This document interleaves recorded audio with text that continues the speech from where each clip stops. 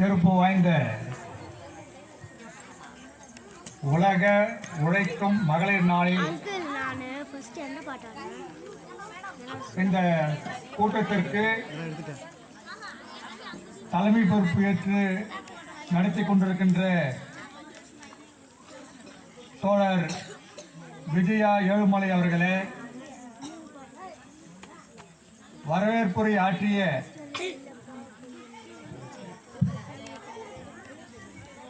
ஜெயா அவர்களே,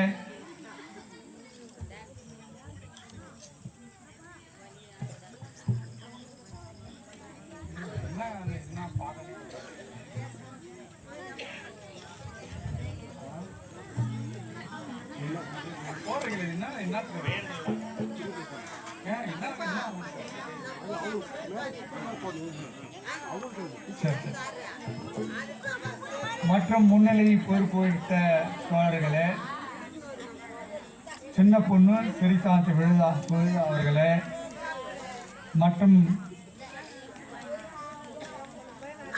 இந்த நிகழ்ச்சியை ஒருங்கிணைப்பு செய்து கொண்டிருக்கின்ற தோழர்களே, திருமதி சங்கரி ஜெயசீலன் அவர்களே, மகளிர் நாள் உரையாற்றுவராக என்னோடு எப்போதும் களத்திலே நின்று உரையாடுகிற அருமை தோழர் புரட்சிகர இளைஞர் முன்னணியுடைய தோழர் வெற்றி அவர்களே,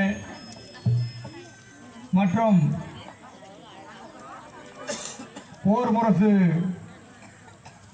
கொட்டுகின்ற உழைக்கும் மக்களுக்காக உரிமை குரலாக இடி முழக்கமாக பல களங்களிலே கன்று தோளோடு தோல் நின்று கர்ஜிக்கின்ற எனது அருமை தோழர் வழக்கறிஞர் நேரு அவர்களே, மற்றும் இந்த நிகழ்ச்சிக்கு இந்த நிகழ்ச்சியை ஏற்பாடு செய்திருக்கின்ற இந்த மண்ணினுடைய மைந்தர் எனது அருமை தோழர் புரட்சிகர இளைஞர் முன்னணியுடைய பொறுப்பாளர் தோழர் வெற்றி செல்வன் அவர்களே, மற்றும் திருவண்ணாமலையிலிருந்து கலந்து கொண்டிருக்கின்ற தோழர் பரமச்செல்வன் அவர்களே, தோழர் இனியன் அவர்களே, மற்றும் தோழர் போலூரை சேர்ந்த பழனி அவர்களே, இங்கே கூடியிருக்கின்ற இந்த ஊர் பெரியோர்களே, தாய்மார்களே, இளம் தோழர்களே, தோழிகளே, விவசாய பெருங்குடி மக்களே, பல்வேறு தொழில் புரிகின்ற உழைக்கும் தொழிலாளர்களே, உங்கள் அனைவருக்கும் நான் சார்ந்திருக்கின்ற புரட்சிகர இளைஞர் முன்னணியின் சார்பாக இவ்வேளையின் வணக்கத்தை உங்களுக்கு உரித்தாக்கிக் கொள்கின்றேன்.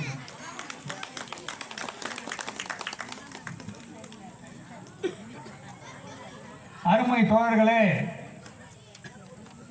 மகளிர் நாள் என்று ஒரு நாள் என்று ஒன்று இல்லை. ஏனென்றால் உலகம் தோன்றிய காலம் முதல் மனித இனம் தோன்றுவதற்கு முழு முதற் காலமாக இருந்தவர்கள் மகளிர்கள். அவர்களுக்கு இந்த ஒரு நாள் மட்டுமல்ல, ஒவ்வொரு நிமிடமும் இந்த உலகம் அவள் இன்றி இயங்காது. அந்த வகையிலே இன்றைக்கு இந்த ஊரிலே மிக சிறப்பாக இந்த நிகழ்ச்சியை ஏன் நடத்துகிறோம், ஏன் நடத்த வேண்டும் என்பதை பற்றி இங்கே ஒரு சில கருத்துக்களை நான் கூற இருக்கின்றேன்.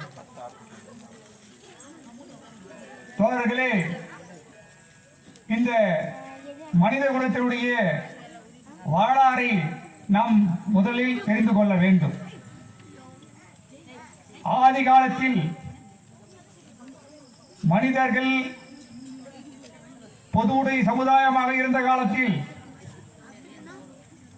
கற்கால வாழ்க்கையை வாழ்ந்துகின்ற காலத்தில் எல்லாம் பொதுவாக இருந்தது. உடைமைகள் அனைத்தும் பொது சொத்தாக கருதப்பட்டது. அப்படி இருந்த காலத்திலே மனிதன் குழுவாக வாழ்ந்தார்கள். அந்த குழுவுக்கு வழிநடத்தி காப்பாற்றுகின்ற பொறுப்பு பெண்ணிடமே இருந்தது. பெண்கள் தான் அந்த நாட்டை நிர்வகிக்கின்ற, குழுவை உருவாக்குகின்ற, குடும்பத்தை காக்கின்ற பொறுப்பு அனைத்தையும் கடமை அதிகாரங்களை பெற்று இயங்கினார்கள். அவருடைய வாழ்க்கை முறை எப்படி இருந்தது என்று சொன்னால், இன்றைக்கு நம்முடைய பெண்கள் திருமணம் செய்து கணவன் வீட்டுக்கு அனுப்பி வைக்கிறோம். ஆனால் அந்த ஆதி காலத்திலே ஒரு பெண்ணுக்கும் ஒரு ஆணும் விருப்பப்படுவார் என்று சொன்னால், பெண் இருக்கின்ற இடத்தில் தான் ஆண் வந்து இருந்து விட்டு செல்கின்ற வழக்கமாக இருந்தது. பெண் வீட்டை விட்டு செல்ல மாட்டார்கள். எல்லா குழுக்களிலும் மட்டும் ஒரு குழுக்கள் இருந்து இன்னொரு குழுக்களில் இருக்கின்ற ஒரு மணமகன் வந்து இந்த பெண்ணை வந்து விரும்புகிறார், வாழ்கிறார் என்று சொன்னால் இப்படித்தான் இருந்தது. பெண்கள், ஆண்கள் தான் வந்திருந்தார்கள். அதனால்தான் பெண்கள் ஆதிக்கம் பெற்று அதிகாரத்தோடு இருந்தார்கள். அவர்கள்தான் எல்லா பொறுப்புகளையும் ஏற்று நடத்தினார்கள். அதிகாரம் ஒற்றும் அவர்களிடமே இருந்தது. ஆனால் எப்போது உற்பத்தி முறை அதிகமாகி மனிதருக்குள் இதை நாம் தான் அனுபவிக்கும் என்கின்ற சுயநலம் வருகிறதோ, அப்போது ஆணாதிக்கம் தலை தூக்குகிறது. அப்போதுதான் பெண்கள் இந்த சொத்தை நாம் மட்டுமே அனுபவிக்க வேண்டும் என்று சொன்னால், நமக்கென்று ஒரு வாரிசு இருக்க வேண்டும் என்கின்ற சிந்தனை முதலாக எப்போது தோன்றியதோ அப்போதே பெண்கள் இருக்கின்ற அந்த உரிமைகளை இழக்க தொடங்கினார்கள். அநீதி இழக்கப்பட்டது. அவர்களுக்கு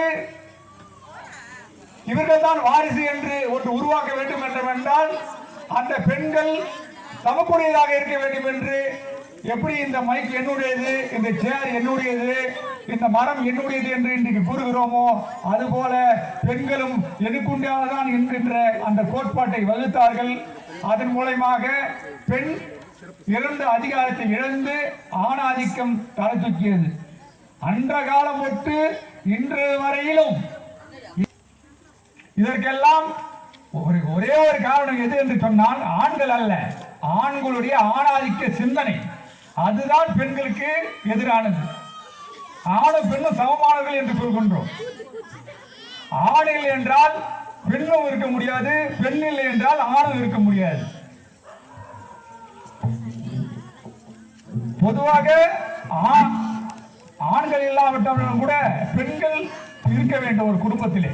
அவர்கள் தான் அந்த குடும்பத்தில் இன்றைய வரையிலும் கட்டி காக்கிறார்கள். ஆனால் அதுக்குண்டான மரியாதை இருக்கிறதா என்பதை சிந்தித்து பார்க்க வேண்டும். அப்படி இல்லை என்று சொன்னால் இந்த சமூகம், சட்டம் எல்லாம் யாருக்கு சாதகமாக இருக்கிறது என்பதையும் நாம் நினைவில் கொள்ள வேண்டும். தோழர்களே, அப்படி எண்ணற்ற துயர்களை ஏற்படுத்தி வாழ்க்கையிலே சமமாக இருந்து காலையில் இருந்து மாலை வரையில் இந்த வீட்டிற்காக, இந்த சமுதாயத்திற்காக சரிபாதி இருக்கின்ற பெண்கள் இந்த உலகத்திலேயே எல்லாம் உலகம் முழுவதுமே ஆணாதிக்கம் நிறைந்து இருக்கின்ற காலகட்டத்திலே பெண்கள் அடிமையாகத்தான் வைத்திருந்தார்கள். ஆண்களுடைய போக பொருளாகத்தான் இன்று வரையிலும் பெண்கள் கருதப்பட்டு வந்தார்கள் என்கின்ற வரலாறு நமக்கு முதல்ல தெரிஞ்சிருக்கணும். அப்பதான் நம்ம யாரால ஏமாற்றப்படுறோம் அப்படின்றத நாம் உன்னிப்பாக கவனிக்கணும். அதுவும் பழமை வாய்ந்த இந்த தேசத்திலே தான் தோழர்களே மாபெரும் கொடுமைகள் எல்லாம் நிகழ்ந்தது. நம் வெளிநாட்டில் எப்படி இருக்கிறாங்கன்றத நம்ம தெரிஞ்சுக்க முடியலனா கூட, இந்த இந்திய சமூகம், இந்திய சமூகத்திலே, இந்து மத சமூகத்திலே ஒரு கேடான ஒரு நிகழ்ச்சி இருக்கிறது என்று சொன்னால் பெண்கள் என்றாலே தீட்டு. அது உயர் பெறுப்பினர்கள் தாழ்ந்த பெறுப்பினர்கள் என்ற கவலையெல்லாம் கிடையாது. எந்த குலத்தில் பிறந்தாலும் உயர்ந்த குலத்தில் இருக்கின்ற பார்ப்பானிய பெண்களாக இருந்தாலும் கூட அவர்கள் தீட்டு தான். அதனாலதான் அவர்களுக்கு பார்ப்பானர்கள் பூணூல் அளிக்கிறார்கள். ஏன் என்று சொன்னால் அவர்கள் இருபிறப்பாளர்கள். பெண் வயிற்றிலே பிறந்ததனால் தீட்டாகிவிட்டோம். அந்த தீட்டை கழிக்கின்ற சடங்கு தான் பூணூல் அணிவது. அவர்கள் மறுபிரிப்பை எடுக்கிறார்கள். அவர் இருபிறப்பாளர்கள் என்று சொன்னால் சொல்கிறார்கள். அதை பெருமையாக பூணூல் போட்டுக் என்று சொன்னால் மகளிர்களை எந்த அளவிற்கு கேவலமாக நினைக்கிறார்கள் என்பதை நாம் சிந்தித்து பார்க்க வேண்டும். இதுதான் இந்த நிலைமை. அவங்கள தானே இந்த நாடு தூக்கி வைத்து கொண்டாடுறது. அவங்கள தானே உயர்ந்த குடியாக நினைக்கிறது. அவங்கள தானே நான் பிறப்பால் உயர்ந்தவன் என்று மார்த்தட்டி பேச வைக்கிறது என்று சொன்னால் இன்று வரைக்கும் அவர்களுக்கு தான் இந்த சமுதாயத்திலே மேன்மையான நிலை இருக்கிறது. பட்டம் பதவி எல்லாம் அவர்களுக்குத்தான் 90% இருக்கிறது என்று சொன்னால் அதை பெண்களும் ஏற்கலாமா? ஆண்களே ஏற்க முடியாது. நாங்கள் ஆண்களே இருந்து அந்த பார்ப்பானியத்தை எதிர்க்கிறோம் என்பதை சிந்தித்து பார்க்கணும். அதனுடைய அந்த மதத்தினுடைய நீட்சி தான் மணிப்பூரிலே நடந்த பேர் அவலம். மனித குலமே வெட்டி தலை கொடுக்கின்ற குலத்தை நாம் தொலைக்காட்சி இந்த செல்போன்லாம் பார்த்துக்கணும். 2 பெண்களை ஆடையின்றி நூற்றுக்கணக்கான ஆண்கள் இழுத்து கொண்டு போகிறார்கள் என்று சொன்னால் இந்த நாட்டிலே 2024 இது விடுதலை நாடா, சுதந்திர நாடா, பெண்களுக்கு பாதுகாப்பான நாடா? ஏன் இந்த நாட்டிலே இது எல்லா இடத்திலும் நடைபெறாது என்பதற்கு என்ன உத்தரவாதம்? எந்த காலகட்டத்திலே நாம் இருக்கின்றோம்? இதற்காகத்தான் இந்த நாடு விடுதலை அடைந்ததா? ஆங்கிலேயர்கள் சதி திட்டத்தை ஒழித்தார்கள். சதி என்று சொன்னால் கணவன் இறந்தவுடன் உடன்கட்டை ஏறுவது. அதாவது அந்த தீயிலே அவருடைய மனைவை வைத்து கட்டி உயிரோடு கொளுத்துவதற்கு பேர் சதி என்று பெயர். இதை பார்த்த வெள்ளக்காரன் பதபதித்து போனான். இப்படி ஒரு கொடுமை இந்த நாட்டில் இருக்குது, அதுவும் மதத்தின் பெயரால் இருக்குது. அதை சுற்றி அந்த பார்ப்பானர்கள் உட்கார்ந்து யாகம் வளர்த்துவார்கள். கட்டிவிட்டு மந்திரங்களை சொல்லி அது அப்படியே எழுதுகிறார். தஞ்சாவூர்ல நடந்த ஒரு நிகழ்ச்சியில் அந்த வல்லக்கார துரை அந்த அந்த ராஜ்யத்துக்கு உட்பட்ட கலெக்டர் எழுதுகிறார். நான் பார்த்தேன்,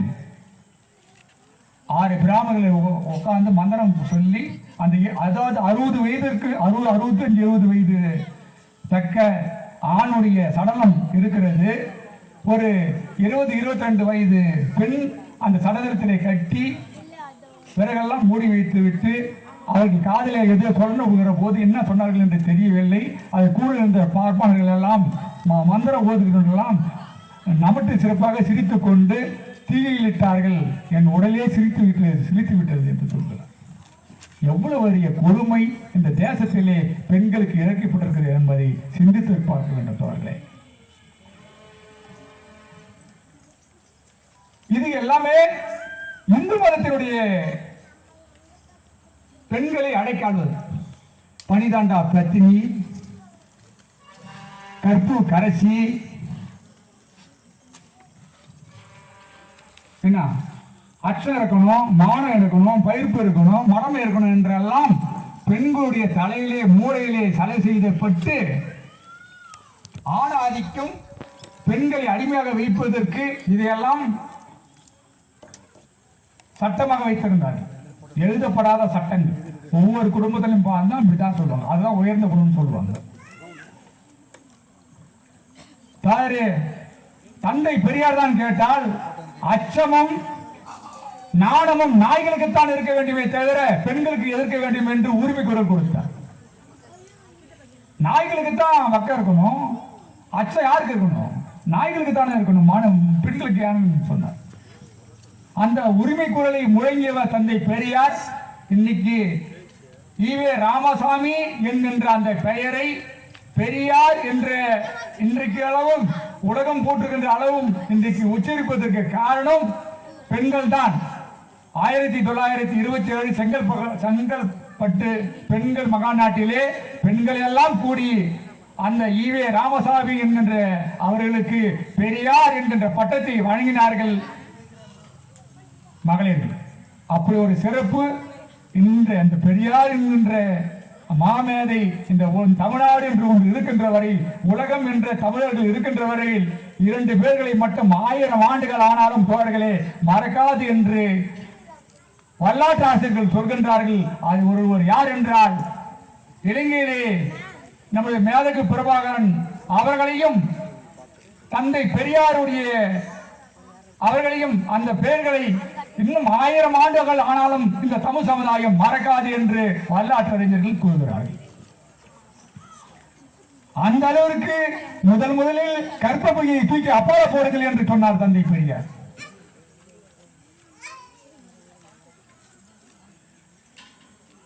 அதாவது மேல சட்ட போட்டாவே வரி போட்டிருக்கிறாங்க. முளை வரி திட்டம் என்று பெயர். எவ்வளவு பெரிய பொறுமை கேரளாவில். பார்ப்பாளர்கள் நம்பூதிரிகள் அந்த சட்டத்தை வைத்துக் கொண்டு திறந்த மார்போடு தான் இருக்கணும். அதுக்கு கொலையே நடந்தது. அந்த கொலை வரலாறே உண்டு. அந்த தாழ்த்தப்பட்ட பெண் சட்டை போட்டால் என்பதற்காக கொலையே நடைபெற்றது. அதுக்கு முளை வரி திட்டம் முளை அந்த வரிக்கு கட்ட முடியாததுனால அது போட்டதுனால இந்த மார்பு இருந்தா என்னன்னு சொல்லிட்டு அந்த அரிஞ்செறிந்து வீசினார் ஒரு பெண்மணி, வீர பெண்மணி. அவ்வளவு பெரிய கொடுமை எல்லாம் இந்த தேசத்திலே மகளிருக்காக நடந்தது. இந்த வரலாறு நம்ம தெரிஞ்சுக்கணும். அப்படி தெரிஞ்சுக்கினாதான் மக்கள்கிட்ட சொல்லணும். இப்ப நம்ம எப்படி இருக்கிறோம், இந்த நிலைமை எப்படி வந்தது, யாரால வந்தது. மீண்டும் அந்த நிலைமைக்கு போவதற்கு பிற்போக்குவாதிகள், பாசிச சக்திகள் இன்றைக்கு ஆட்சியிலே டெல்லியிலே அமர்ந்து கொண்டிருக்கின்ற RSS பரிவார் கூட்டங்கள், பிஜேபி போன்ற இந்த நாட்டை பின்னோக்கி இழுத்துக் கொண்டு செல்கிறார்கள். அந்த காலகட்டத்துக்கு செல்கிறார்கள். பெண்களை மடமையாக வைத்துக் கொண்டிருக்கின்ற வேண்டும், உடன்கட்டை எழுதுவது, கோயில் கட்டி கும்பாபிஷேகம் செய்கின்ற அந்த மனநிலைக்கு கொண்டு போகின்ற வேண்டும். இன்று வரையிலும் அந்த மணிப்பூர் சமூகத்திற்கு தண்டித்தார்களா? எத்தனை பேர் கைது செய்தார்கள்? நாடே பார்க்கிறது. அப்படி என்றெல்லாம் நியாயப்படுத்துவதற்கு, தண்டிக்காமல் இருப்பதற்கு 1000 நீதிபதிகளாக இந்த நாட்டிலே பெண்கள் இருந்தாலும் கூட வழங்க முடியாமல் இருப்பதற்கு சமுதாயம் ஆணாதிக்க சமுதாயமாக இருந்து கொண்டிருக்கிறது என்பதை பெண்கள் நீங்கள் உணர்ந்து கொள்ள வேண்டும். தோழர்களை மாறாட்டிக்கு சொல்லிக் கொள்கின்றேன். இந்த பெண் விடுதலைக்காக போராடிய மகத்தான தலைவர் தந்தை பெரியாரும் புரட்சியாளர் அம்பேத்கரும் தான்.